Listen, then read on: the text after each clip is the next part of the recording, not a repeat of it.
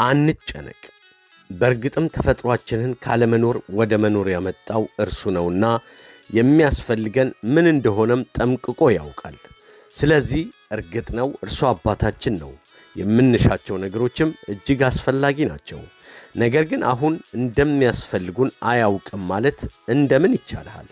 የገዛ ተፈጥሯችንን እንኳን የሚያውቅ እርሱ ማወቅ ብቻም ያይደለ ይህን ተፈጥሯችንን የፈጠረ እርሱ የፈጠረ ብቻ ያይደለ እንዲህ ያስፈልጋል የምንለው ነገር እንደሚያስፈልገው አድርጎ የፈጠረው እርሱ አንተ ራስህ ለራስህ ያስፈልገኛል ከምትለው በላይ ምን እንደሚያስፈልግህ ያውቃል።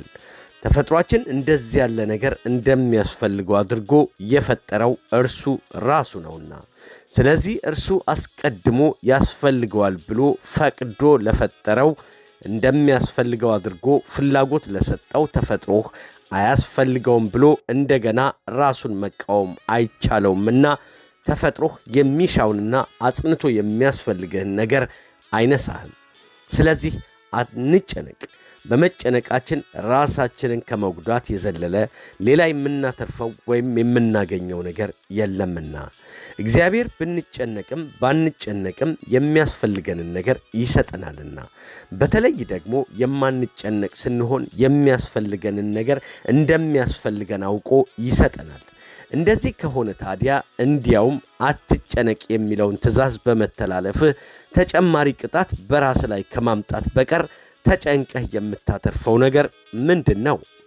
አንድ ሰው ወደ ባለጠጋ ሰው ቤት ለግብዣ እየሄደ ምን እበላለሁ ብሎ አይጨነቅም። ወደ ምንጭ ውሃ እየሄደም ምን እጠጣለሁ ብሎ አይብከነከንም። እንግዲያውስ እኛም ከየትኛውም አይነት ምድራዊ ምንጭ በላይ የተትረፈረፈ ውሃ ወይም ቁጥር የሌለው የተሰናዳ ማዕድ አለንና እርሱን እያየን ነዳያን ወይም በአእምሮ ሕፃናት አንሁን። ይኸውም መግቦተ እግዚአብሔርን ማለቴ ነው። ቅዱስ ዮሐንስ አፈወርቅ